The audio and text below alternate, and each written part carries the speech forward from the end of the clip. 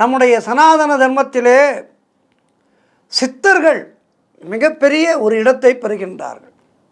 சித்தர்கள் காட்டிய வழி என்பது நமக்கு ஆன்மீக ரீதியாக மட்டுமல்லாமல் நம்முடைய வாழ்க்கையை நாம் எப்படி அமைத்து கொள்ள வேண்டும், நம்முடைய உடல் நலத்தை எப்படி பாதுகாத்து கொள்ள வேண்டும் என்பதை பற்றியெல்லாம் சித்தர்கள் ஆழமாக நமக்கு அறிவுறுத்தி இருக்கின்றார்கள்.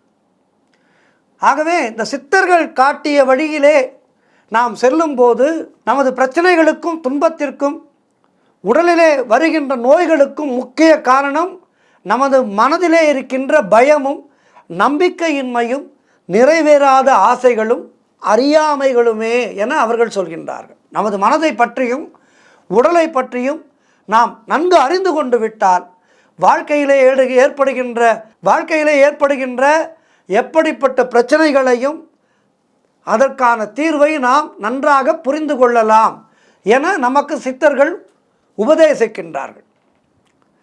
நாம் ஓரிடத்திலே ஒரு பிடி மண்ணை எடுத்து ஆராய்ந்தால் அந்த மண்ணினுடைய மூலக்கூறுகளை நாம் அறிந்து கொள்ளலாம். அதுபோல நமது உடலை நாம் ஆராய்ந்தால் இந்த உலகத்திலே உள்ளவற்றை அறியலாம் என அவர்கள் சொல்கின்றார்கள். காரணம், நாம் இந்த மண்ணிலே தோன்றினோம், முடிவிலே நமது இறப்புக்கு பின் நாம் இந்த மண்ணிலே கலந்து விடுகின்றோம்.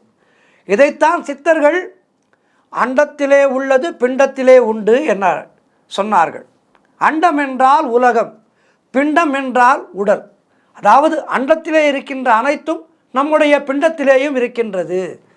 பஞ்சபூதங்களால் ஆனதுதானே நம்முடைய உடலும். அதனால்தான் பஞ்சபூதங்களை வழிபட வேண்டும் என சொல்கின்றார்கள்.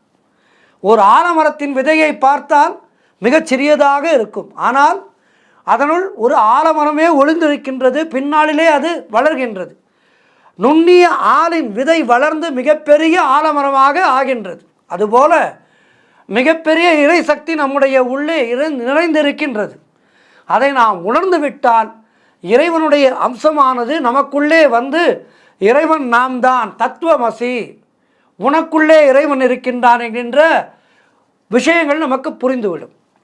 உள்ளம் பெருங்கோவில் ஊனுடம்பாலயம் வள்ளல் பிரானிற்கு வாய் கோபுரவாசல் தெள்ளத் தெளிந்தார்க்கு ஜீவன் சிவலிங்கம் கள்ளப்புலனைந்தும் காளாமணி விளக்கே என திருமந்திரம் சொல்கின்றது.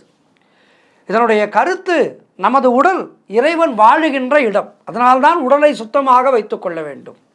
உடம்பும் சதையும் ஆகிய உடல் இறைவனின் ஆலயம். நமது உடல் இறைவன் வாழுகின்ற இடம்.